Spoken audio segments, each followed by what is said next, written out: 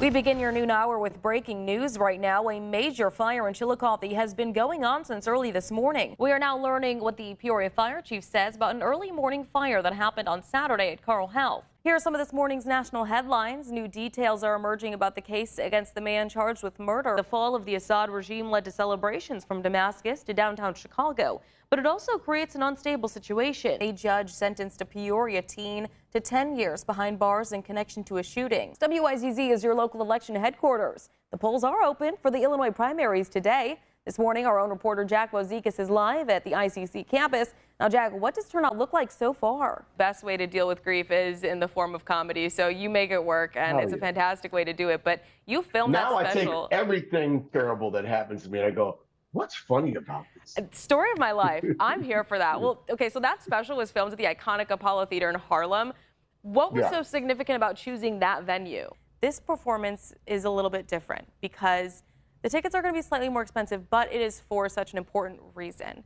Let's talk about why. And what are some of those symptoms that people with measles could be facing? You may know him as Ares in the new Percy Jackson and the Olympian show on Disney+, or you may know him as the ultimate opportunist. But above all, he is the rated R superstar, Adam Copeland. Thank you for joining us.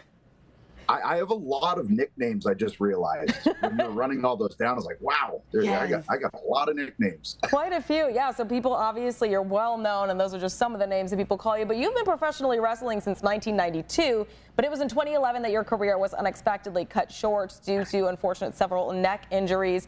Then you returned to the ring in 2020, and now you are AEW's TNT champion. Did you ever imagine that your career was going to turn out like this today? Congress has until tomorrow to avert a looming government shutdown after a bipartisan spending deal collapsed yesterday. The busy corner in Goodfield is staying busy despite a fire in November. And more devastation in Syria in the wake of heavy Israeli airstrikes overnight. Drone images over Damascus showing the Syria Research Center badly damaged. And a traffic alert in Offsinger Road in Washington is officially back open to drivers yesterday. City officials held a ribbon cutting to celebrate the reopening. 40th year for the Parade of Lights. It's 40 years and 40 floats. 40 years of history, lighting the way to East Peoria, marking another Festival of Lights. Starting back in 1984, the festival has been an East Peoria staple ever since, welcoming the holiday season with a bang. You can really feel a town of 25,000 come together for the same cause. So there's a lot of joy in the air, and there's a lot of buzz in the town, and those are things that we're really looking forward to. So it's hard to put it in words. It's what East Peoria is all about.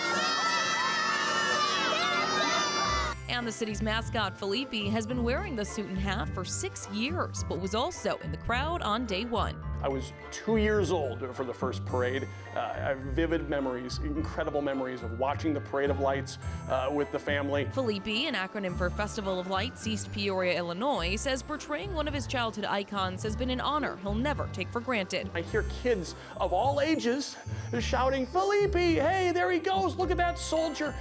That's what's special. It's like, I'm him, I get to play this role. It doesn't come without some worries, though, having to live up to the Felipe name. There's the pressure, but there's also the adrenaline and the joy that you feed off of when you hear the fans, when you hear the folks along the parade route cheering your name and cheering us on. And this year, even more unique and special, as the Festival of Lights team welcomes 2 new floats. The wreath that sits atop Fond du Lac Drive, we've made that one into a 2D display that we can take down the road. It's on a trailer.